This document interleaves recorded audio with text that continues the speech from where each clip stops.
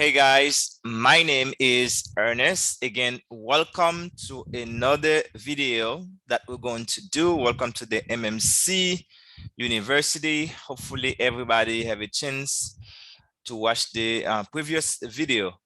If you never chance to watch them, you're gonna miss out because you have to watch the first video first, then you can go to the next one and the next one and so on. Okay, and really enjoy the comments. Thank you for giving me thumbs ups and also share with your friends. So we're gonna get this session started for you guys today. It's gonna be about, let me make sure I can share my slide with you guys. Okay, I'm gonna share this slide in a minute so you guys can see what's gonna be for what's in the house for you today. Okay, I know today's, usually I would cut this thing on Sunday, but it's okay if you're watching them for the first time. Make sure you go back and watch the video that I posted already. All right, so let's get you into the program. All right, so today we're gonna talk about what we call stocks, right? Because in the previous video we talked about different common stocks, and why the benefits of owning common stock. But we did also mention something about rights. Okay, what is my rights into that company? Okay, the first one that we're going to talk about, okay, today is what we call preemptive rights. Okay, preemptive, that's mean before, pretty much before you give the stock to the public. Since I was the stockholder first, so you need to give it to me first before you give it to the public. That's pretty much what this thing's saying. Okay, that's called stocks rights. You have the right as a shareholders to maintain, your ownership, your percentage of ownership, if I put it this way. That's why that's really talking about. It's very important for you to know what that is. Okay, so let's talk about when you talk about stocks rights, there are instruments issued by companies or what we call corporation to provide current shareholders, if I put it, current shareholders with the opportunity, okay, to preserve or to keep the fractional ownership in a corporation. Meaning what? So if I get some stock into a company, let's say for example my percentage is 1%. Okay, I own 1% of the company, or maybe you own 5%. So if the company gonna issue new shares, they have to give me an opportunity to buy those shares first so I can keep my 5% ownership or my 1% ownership. That's what that does. So that means I have the right to get it first before you give that to the public. So pretty much you become like a preferred stockholder. I'm not saying like is it preferred like in the other term. That's mean it's still a common stock, but except they put you first in line to get that stock. That's what I mean when I say preferred, customer. It's also allow investor to buy newly issued shares before company or corporation offer them to the general public. So before the company can go, offer that stock to the general public, so they have to offer it to the current shareholder first, okay, before they can do that. It's very an important thing about stocks. So it's pretty cool. I really love that part, really. Okay, the shareholder here's what you can do. Once you have that right, you can exercise the right, okay, to buy the stock. You can see it right here. You can exercise to buy the stock. So that's if you choose to do that. You can also sell the rights and profit from the market value. So you can sell it because there's value into it, but you can sell it. And also you can let it expire and you lose the value. You can let that right expire, then you're gonna lose the value, which cause the proportionate or the ownership to be lower. Because if I own 5% and I didn't buy enough share to keep my 5%, they give me the opportunity. But if I don't choose to do that, so I end up losing, part of my ownership. So I might get down to 4%. Maybe I might get to 0.5% if I was at 1%. So your ownership get down into that company. So that's why they give you the opportunity to buy first before we issue it to the public. Very important. I hope that makes sense now. Should get what preemptive rights mean on the test. So if you're going to test question and they ask you, hey, which, so and so have 5% ownership, which provision would allow them to keep the same amount of ownership, or maybe the same the proportionate the fractional ownership, maybe to preserve them, whatever, because you have to really read between the line when they ask, because they're really making the question a little bit difficult, but you have to make sure you take the time to understand what concept they talking about. So to keep my ownership, that might the same fractional ownership that I have into a corporation, or maybe the same type of let's say if I own 5% ownership that I have in that corporation, in order for me to keep it, then I need to buy that quantity of share to keep that. If I don't do it, so my ownership goes down. If I want to stay at the same level, I need to make sure I can exercise it the right. So now another thing we're going to talk about is what we call a warrant. Okay, a warrant is a little bit not like exactly like the preemptive right. This is a little bit different. Okay, so warrants are long-term instrument. This is something a bit more long-term. So that's mean rights, they're not long-term, they're short-term.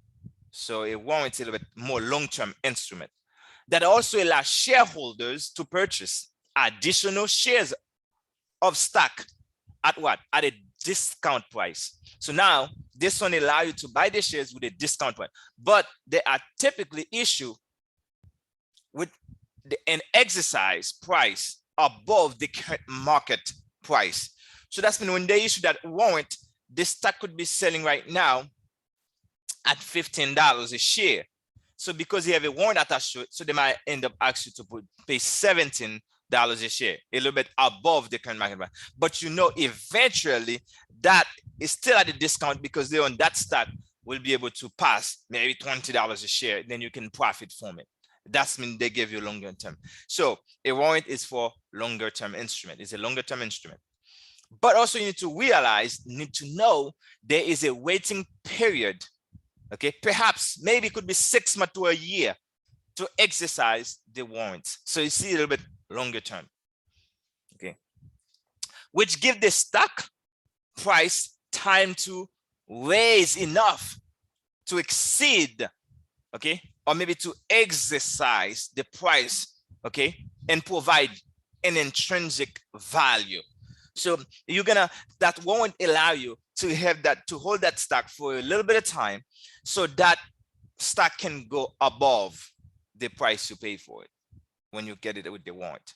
So warrants are usually offered in conjunction with fixed income securities. When we're talking about fixed income securities, we refer to like preferred stocks or bonds. Okay, so they're issued as a sweetener. You can say fixed income as a sweetener. So that's mean to make it more attractable. Okay, a financial excitement to purchase the bond or a preferred stock. So once you know you're buying a stock with a warrant on it, or a bond with a warrant, so that gives you, it's more attractive. It makes more sense to do it at the time. Okay, so therefore you have a possibility. Yes, you can profit from it. So it's a sweetener. Okay, so that's what happens. So you need to know the sweetener is attached to the warrant.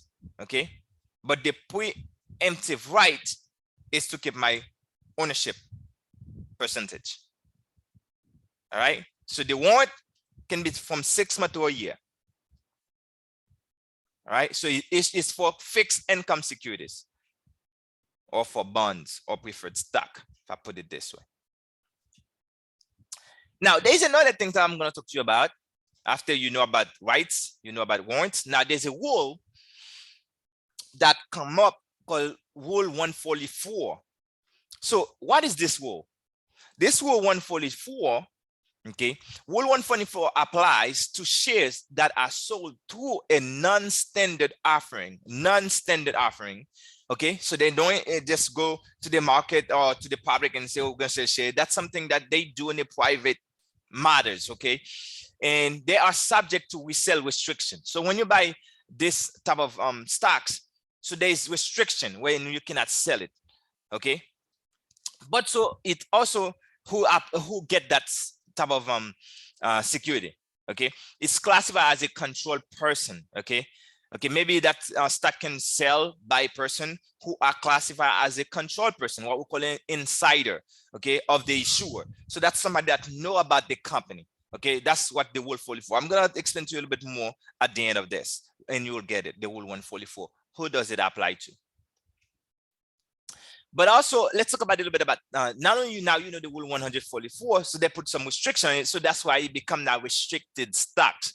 So now restricted stock, now you're gonna find like a restricted stock is a stock that cannot be sold until the issuer remove the restriction. So if you purchase a stock that's restricted, or maybe you qualify from some stock that's restricted, so you can't sell it until the issuer remove the restriction. So pretty much you have this stock, but you can't sell it, even if you want to. Even if you broke, you can sell it. Restricted securities are acquired through some means after, other than other than a registered public offering, such as a private placement. They use more like a private placement. They don't go like to the New York Stock Exchange where everybody knows about. So it's more of a private placement, private matters, the way they do it. That's how you acquire that type of stock. So it's become restricted. Now, the Rule 144 stated that holding period for restricted stock is 6 months before an investor may begin to sell the shares. Okay, so you might have to wait for like 6 months before you can sell that restricted stock. But also you need to know about the Rule 144. Okay, there's some other thing I want you to know on it, is because the Rule 144, what's the purpose of it too? You need to know the purpose of it. Okay, know the purpose. Okay, what is it about? What's the whole the permission behind the Rule 144? Because sometimes, and you find companies give their employees stocks, and they're probably restricted stocks. Okay, the purpose is common. Is the most way, like that's an exemption. It's an exemption. They give some stocks so they can sell it unregisteredly. So that's when that stock is not registered. That's the only rule that allow them to do that, because the Rule 144, it's the most common exemption that allow the resale of unregistered securities in the public stock market. So which could be illegal if that didn't have the Rule of 144. It could be illegal. But because of that, it's not illegal to do so. Okay, he just allowed the people to buy a stock or to sell a stock that's unregistered, okay, to the marketplace. So now also some stuff that's willing to that's important into that rule, they have to know, you have to meet the condition of it. They have to meet the condition must be met in order for that to happen, including how long the security held. So how long the shareholder keep that security. There's a time period, such as like 6 months, like I mentioned, okay? And also the way that they sell it. The way they sell it also get into consideration. You cannot just go sell it however you want. There's a way to sell it. And also the amount that can be sold at any given time. So you cannot say, if I have any restricted stock, you can go ahead and sell all of it at once. They might say, no, you can't do that. So there is some really restriction in restricted stock. But there is some of them out there. And once you start reading on the book, or maybe whatever you used to read to get that information. So remember, restricted stock, it's a stock that is not registered, okay? You cannot be sold to the market, to whoever that wants to buy, until the issuer remove the restriction on it, okay? So make sure that you know how they acquire them. Is through private placement they get them, okay? And they will apply. And the holding period is about 6 months.